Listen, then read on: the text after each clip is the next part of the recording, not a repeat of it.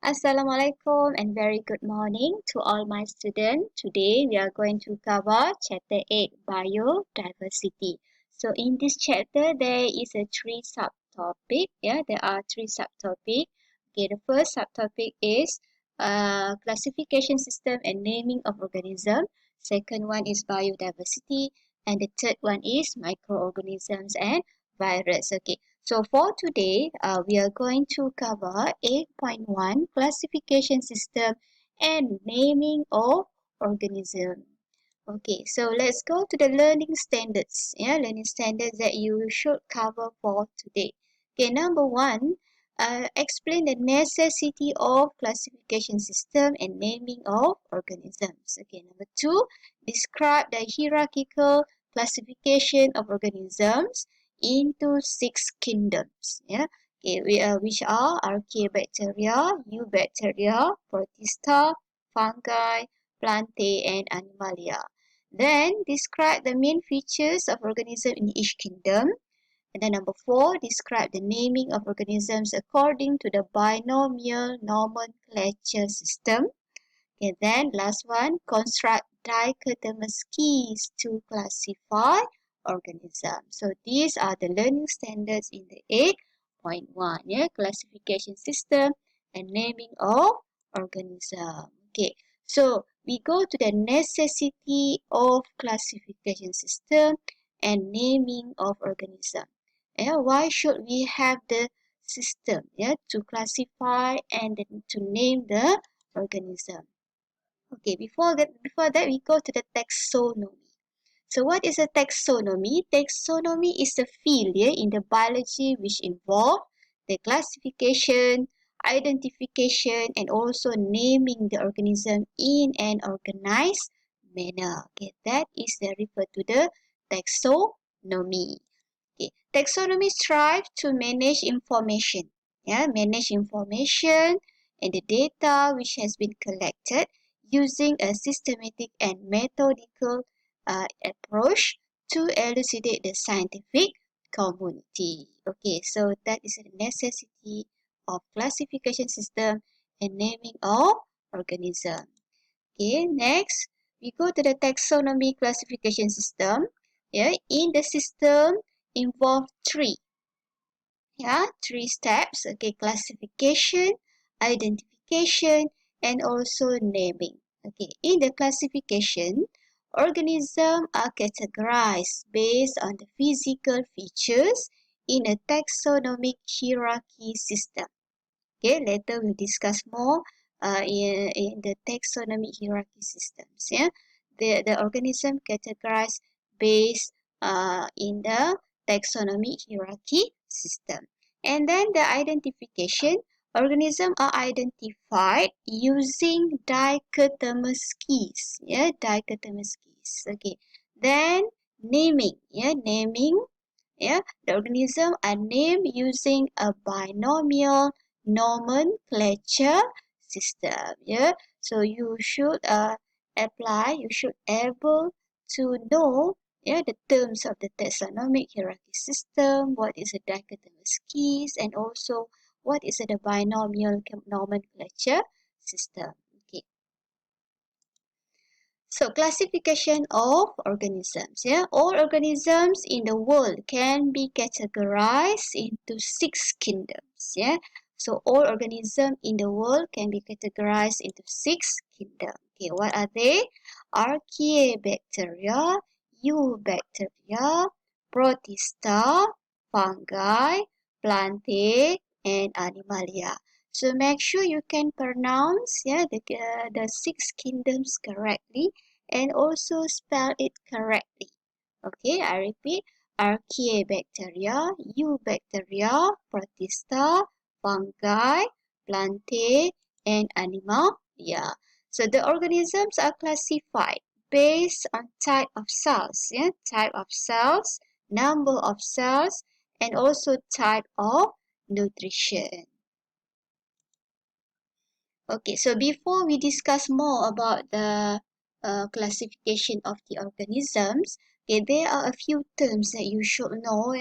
Terms, Okay, first term is prokaryote. Yeah, prokaryote refer to a type of cell which lack of a membrane-bound nucleus and membrane-enclosed organelle. So, or in other words, yeah, refer to the cell that has lack of the nuclear membrane or no nuclear membrane, and also lack of a membrane-enclosed organelle.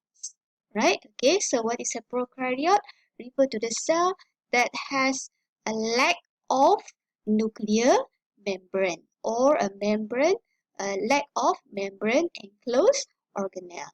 And then the second term is eukaryote. Yeah, eukaryote refer to the cell that has a nucleus and membrane enclosed organelles. Okay, and then unicellular, you already know what is a unicellular. It is single cell, and then multicellular refer to the organism that has more than one cell. Okay, heterotroph. Here, what is a heterotroph? Organism that cannot synthesize its own food but obtain food molecule by eating other organism. Okay, that is referred to the terms of heterotroph. Refer to the organism that eat other organism to obtain energy and also nutrient. Okay, autotroph. Yeah, autotroph refer to the organism that can synthesize its own food, yeah, from organic material by using light energy or chemical energy. That is autotroph. Refer to the organism that can produce or synthesize their own food. Okay, so let's go to the six kingdoms of the organisms. Okay, first we go to the Archaea bacteria. Yeah, it is a prokaryote, unicellular organism, autotroph or heterotroph. Okay. So what is a prokaryote just now? The organism that has lack of nuclear membrane, or in other words, it does not has any nucleus. And also unicellular. Why unicellular? Because it only consists of one cell. The second kingdom is protista. Protista, eukaryote, unicellular or multicellular, and also autotroph or heterotroph. Okay, plantae, eukaryote, multicellular organisms, autotroph. Okay, so these are example of the plantae. Semua jenis tumbuhan, ya. Okay, eubacteria. Yeah, eubacteria is a prokaryote, unicellular organism, autotroph or heterotroph. Okay, then we go to the fungi, eukaryote, unicellular or multicellular organism, and also heterotroph. Okay, animalia. Animalia, eukaryote, unicellular or multicellular organisms, heterotroph. Okay, that is animalia. Animalia ni merujuk kepada haiwan. Okay, so now we want to discuss the main features of organism in each kingdom. So what are the main features of the Archaea bacteria kingdom? Yeah. Okay, first it is a prokaryote. Yeah, prokaryote. It is an organism that has lack of the nuclear membrane. And it is a unicellular, consists only one cell. It is a primitive bacteria. Primitive mean ancient. Ancient ini kuno. Bacteria yang paling kuno. Has cell walls with no peptidoglycan lichen. Later I will explain about the peptidoglycan lichen. Yeah. Then live in a very hot, acidic, salty or anaerobic environments. Example, sulfolobus species, okay, sulfur oxidizing bacteria, and halobacterium salinarum. It can be divided. So the Archaea bacteria can be divided into three groups, yeah, based on their habitats. Methanogen, obligate anaerobic bacteria are found in swarm, and the digestive tract of ruminant and also human produce methane as a metabolic byproduct. Okay, so that is methanogen. Yeah, refer to the Archaea bacteria, which is anaerobic bacteria.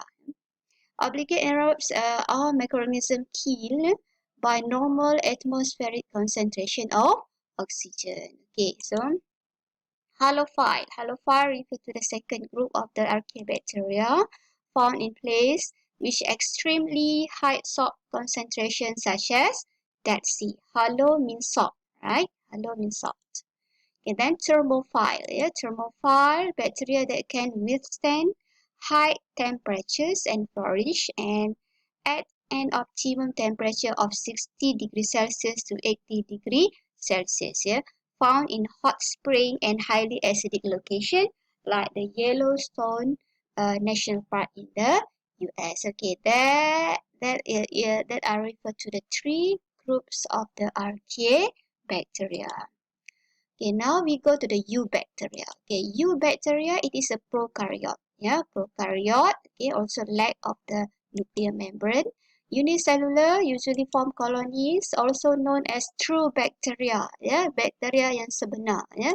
Okay, has cell walls made up of peptidoglycan. So it is the cell wall of the eubacteria has peptidoglycan, while the archaebacteria does not have peptidoglycan. Okay, so peptidoglycan is also known as marine, which is a polymer. Yeah, polymer made up of sugars and amino. Yeah, it is a polymer that made up of a sugar and amino. Yeah, so it is referred to the peptidoglycan. Yeah, okay. Now, next we go to the next features. The cytoplasm of the eubacteria contains ribosome and plasmid, but has none of the membrane enclosed organelle like the mitochondria, endoplasmic reticulum, and others. Okay, so means the cytoplasm of the eubacteria contain ribosome, but has none of the mitochondria, endoplasmic reticulum, Golgi apparatus, and so on. Okay, bacteria are classified according to their shape. Yeah, okay, according to their shape, as you can see here, Streptococcus pneumoniae. So this is the shape of the Streptococcus, and this one refer to the Vibrio cholerae. Yeah, okay, shape based on the shape. Okay, Protista, the next kingdom, Eukaryote. Yeah, so the cell has nucleus. Yeah, has nuclear membrane. The can either be unicellular or multicellular. It can either be heterotroph or an autotroph or both. Alright, okay, then has a simple cell organization without specialized tissue. The cell contains a nucleus that is bound by a nuclear membrane as well as other membrane bound organelles. Okay, so that is referred to the protista. Okay, protista are divided into three groups: protozoa, algae, and slime molds. Yeah. Okay, examples of the protozoa: Euglena species, amoeba species, and also paramecium. Example of algae: Chlamydomonas species and Spirogyra. Example of slime mold: Physarum polycephalum. Okay, fungi. Alright, okay, fungi. Eukaryote, yeah, unicellular or multicellular. They are also heterotroph. Yeah? Heterotroph means they are eat other organism to get the nutrient and also energy. Their cell wall is made up of chitin. Okay, their body is made up of a thread-like network of hyphae called the mycelium. Example, Saccharomyces cerevisiae, which is yeast, and also Agaricus species, which is referred to the mushroom.